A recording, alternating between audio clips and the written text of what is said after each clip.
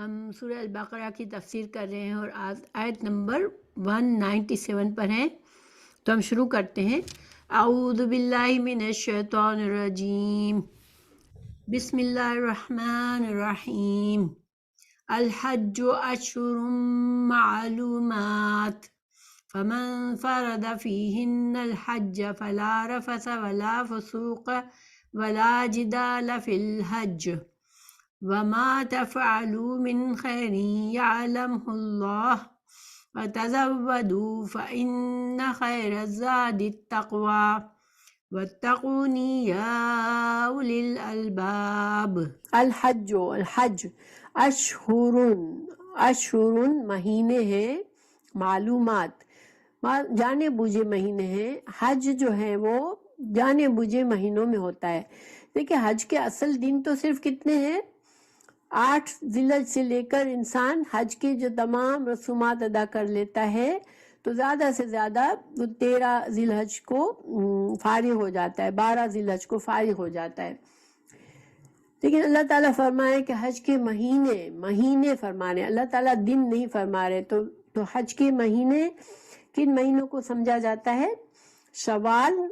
کا مہینہ جو کہ رمضان کے بعد آتا ہے، شوال، پھر ذی القعدہ اور پھر ذی الحج کے شروع کے 10 دن جو ہیں وہ حج کے مہینوں میں شامل ہیں۔ تو اللہ سبحانہ تعالیٰ نے کیوں صرف یہ نہیں فرمایا کہ حج کے گنے چنے دن ہیں؟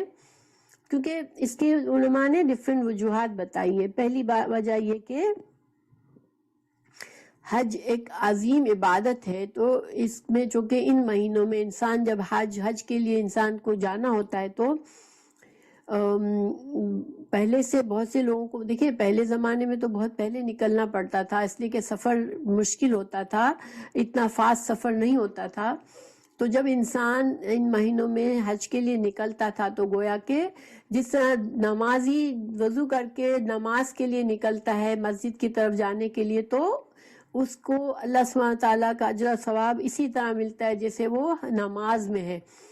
تو اسی طرح سے حج ایسی عظیم عبادت ہے کہ جب انسان حج کے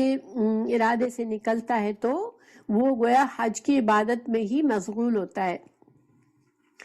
دوسرا یہ کہ دوسرا علماء نے یہ کہا کہ چونکہ عمرہ جو ہے سال بھر میں کبھی بھی کیا جا سکتا ہے، لیکن حج کے لیے ضروری ہے کہ انسان حج کے سفر کے لیے صرف انہی مہینوں میں نکل سکتا ہے، حج کا احرام انہی مہینوں میں پہن سکتا ہے، یہ نہیں کہ سال میں جب دل چاہا حج کے لیے نکل جائے۔ ٹھیک ہے، یہ مطلب بھی لیا لوگوں نے۔ اور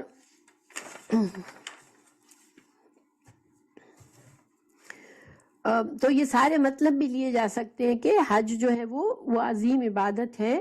اور انسان جو ہے وہ جب حج کے لیے گھر سے نکلا تو گویا وہ حج کی حالت میں ہی ہوتا ہے۔ پھر فمن فردا، پھر آگے ہے پس جو فرض کر لے، فیہن ان دنوں میں، الحج حج کو، یعنی جو حج کی نیت کر لے تو پھر وہ کیا کرے؟ کیا نہیں کر سکتا وہ؟ فلا، تو نہ رفسا بالکل رفس نہیں کرے گا۔ رفس کیا ہے؟ یہ شہوانی خواہشات کو پورا، جذباتی اپنے جسمانی خواہشات کو پورا کرنا، جنسی خواہشات کو پورا کرنے کے جو بھی کام ہے وہ رفس ہے۔ تو عورتوں کی طرف رغبت نہیں کرے گا، شہوانی افعال نہیں کرے گا۔ اچھا، یہاں پر تھوڑا سا عربی گرامر کا میں آپ کو بتاتی ہوں کہ عربی گرامر میں لا کا مطلب نہیں ہوتا ہے، ٹھیک ہے؟ اس میں ایک قاعدہ ہے کہ لا کے بعد جو لفظ ہے اس کے آخر میں زبر ہو، جس طرح ہم کہتے ہیں لا الہ، ہم یہ نہیں کہتے لا الہن، ٹھیک ہے؟ تو لا الہ کہتے ہیں۔ تو اس میں فرق کیا ہے لا الہن کہنے میں اور لا الہ کہنے میں، لا رفسن کہنے میں، لا رفسا کہنے میں؟ کہ اس میں ایبسلوٹ نفی ہو جاتی ہے، بالکل نہ، ذرا سا بھی نہ، ٹھیک ہے؟ تو پھر رفس آ جاتا ہے، کیونکہ جب ہم کہتے ہیں لا الہ تو ہم بالکل نفی کرتے کہ کسی قسم کا کوئی الہ ہم نہیں مانتے سوائے اللہ کو۔ تو یہاں پر یہ شدت آ گئی یہاں پر کہ کسی قسم کی کوئی شہوانی بات نہیں ہوگی اگر حج کا احرام باندھ لیا تو، ٹھیک ہے؟ نمبر 2، ولا فسوقا، نہ کوئی گناہ، فسق کسی بھی گناہ کو کہتے ہیں، چاہے چھوٹا گناہ ہو یا بڑا گناہ ہو، تو کوئی گناہ کا کام نہیں ہوگا۔ اس میں بھی قاف پر زبر ہے، یعنی کہ کوئی بھی نہیں، ذرا سا بھی گناہ کا کام حج کے احرام کے بعد جائز نہیں ہے۔ گناہ تو ویسے ہی جائز نہیں ہوتے، لیکن جب انسان احرام میں گناہ کے کام کر لیتا ہے تو اس کے حج کا ثواب کم ہو جاتا ہے۔ اس کے اگر بڑا ڈیپینڈ کرتا ہے کتنا بڑا گناہ کر لیا تو اپنے حج کے اجر کو ضائع کر سکتا ہے۔ تو نہ فسوقہ، نہ کوئی گناہ کا کام، ولا جدالہ، نہ کسی سے جھگڑا کرنا، جدال کہتے ہیں جھگڑا کرنا، اور اس پر بھی لام پر زبر ہے، یعنی ذرا سا بھی جھگڑا نہیں کرنا، ٹھیک ہے، فی الحج، حج میں۔ تو اللہ سبحانہ تعالیٰ نے 3 چیزوں سے یہاں روکا ہے اور مکمل سختی سے روکا ہے، لا کو بار بار ریپیٹ کیا ہے، لا رفث لا فسوق لا جدالہ، دیٹ مینس بہت زور دے کے بات کی گئی ہے، ٹھیک ہے، پکی تاکید ہے کہ ذرا سا بھی نہیں، ٹھیک ہے۔ تو یہ حج میں یہ کام بالکل بالکل اجازت نہیں ہے جب انسان احرام پہن لے۔ ایک حدیث ہے کہ آپ صلی اللہ علیہ وسلم نے، صحیح بخاری کی اور صحیح مسلم کی حدیث ہے، من حج ھذا البیت فمن فلم یرفث ولم یفسق خرج من ذنوبہ کیوم ولدتہ امہ۔ جس نے حج کیا اور شیوانی باتوں اور فسق و فجور سے بچا، وہ گناہوں سے اس طرح پاک ہو جاتا ہے جیسے اس دن پاک تھا جب اسے اس کی ماں نے اس کو جنا تھا۔ اب دیکھیں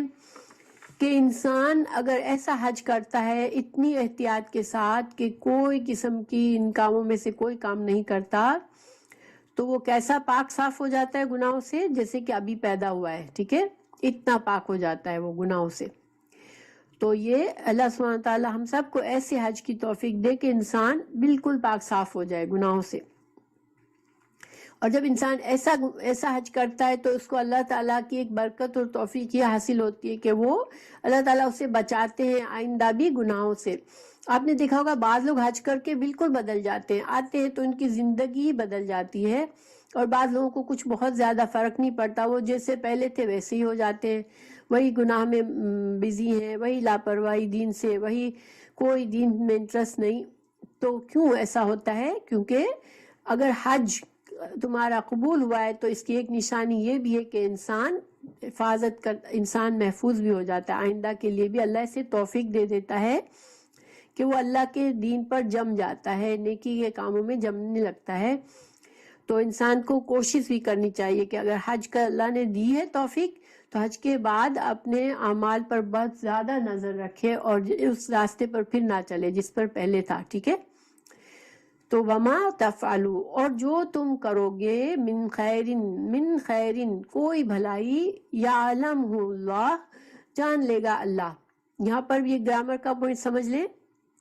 اللہ تعالیٰ فرما رہے ہیں کہ تم کوئی نیکی کرو گے تو اللہ جان لے گا۔ من جب ڈال دیا تو اس کا مطلب ہے کوئی بھی نیکی، یعنی نیکی میں سے کچھ بھی تم تھوڑی سی بھی نیکی کرو گے،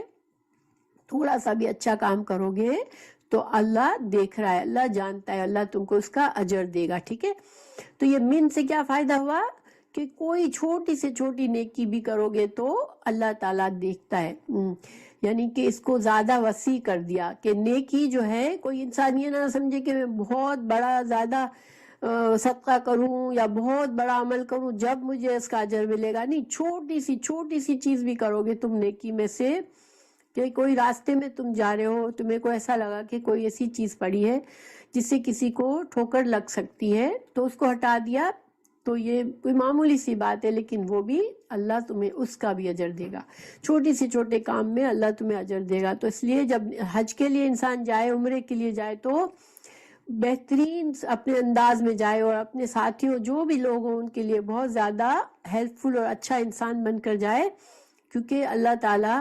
تمہاری نیکیوں کو، ایک ایک نیکی کو دیکھ رہا ہے، اس کو لکھ رہا ہے، اس کا اجر دے گا تم کو۔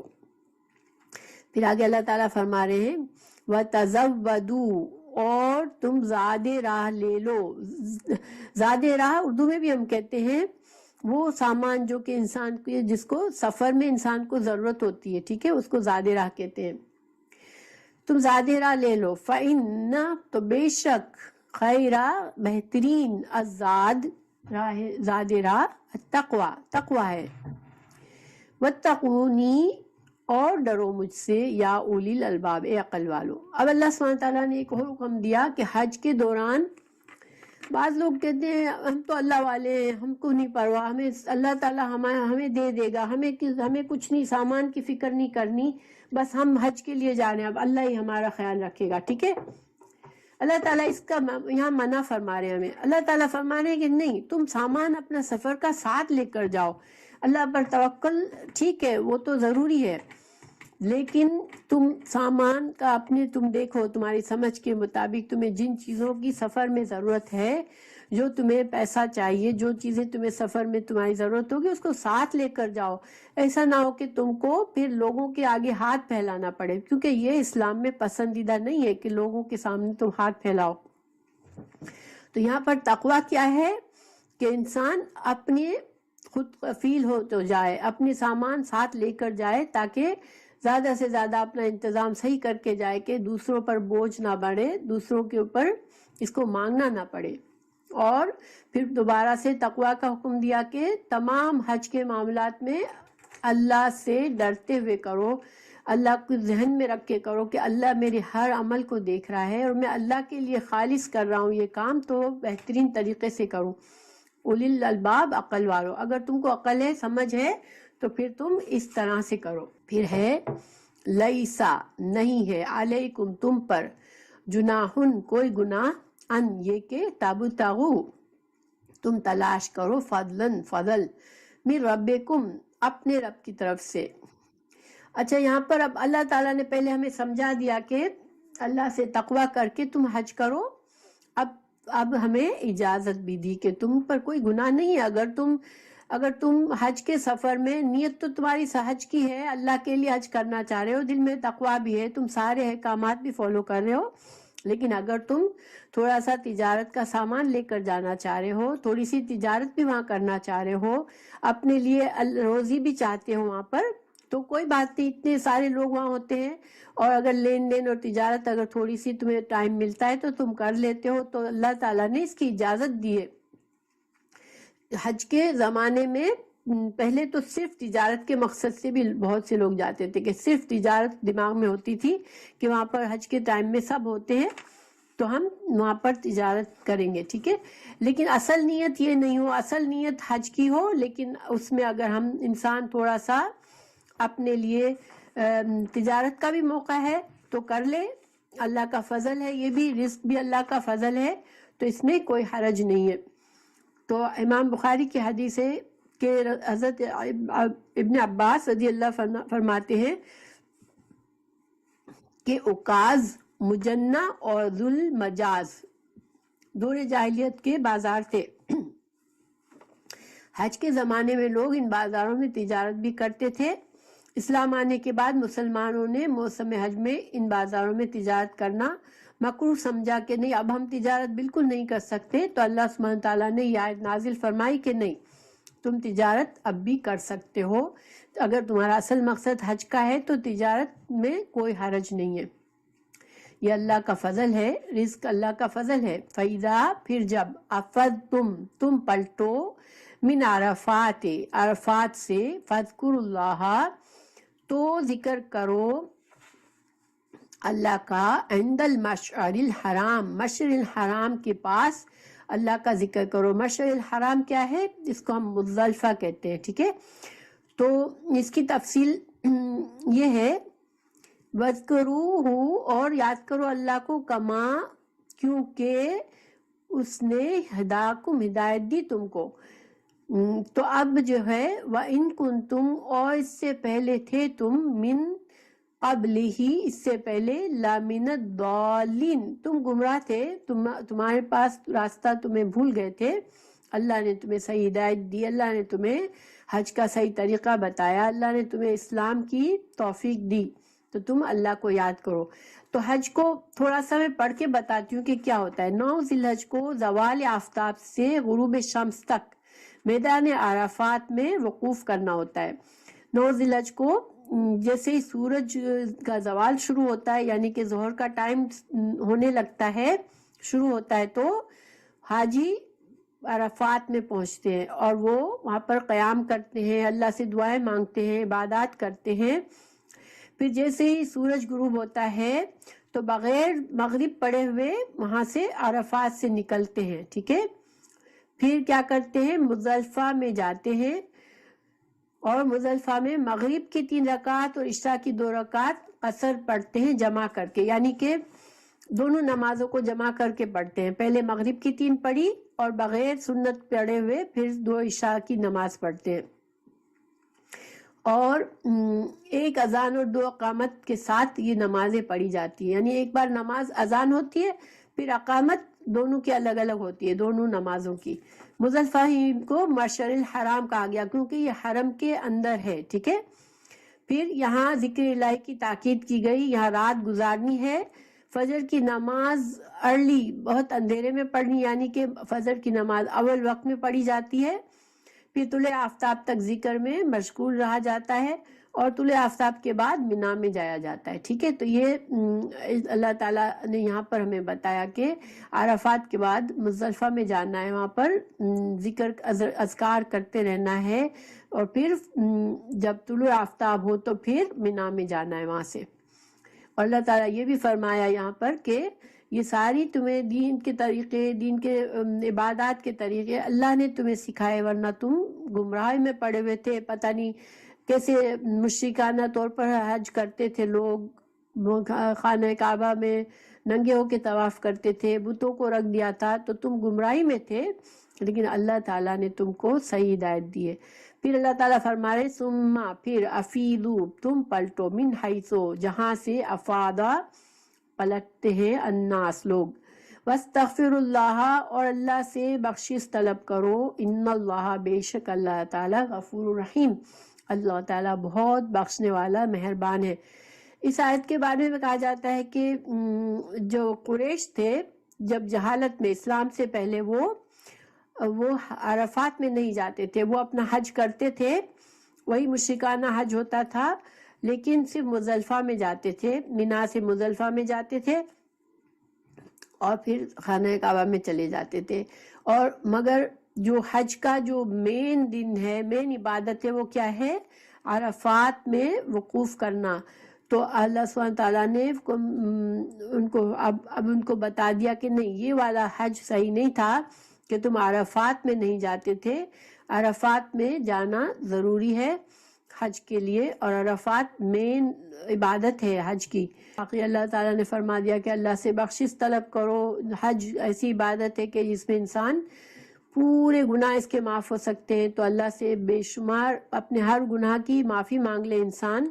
کیونکہ گناہ بڑے بڑے گناہوں کی تو معافی مانگنے کے بغیر تو گناہ معاف نہیں ہوتے۔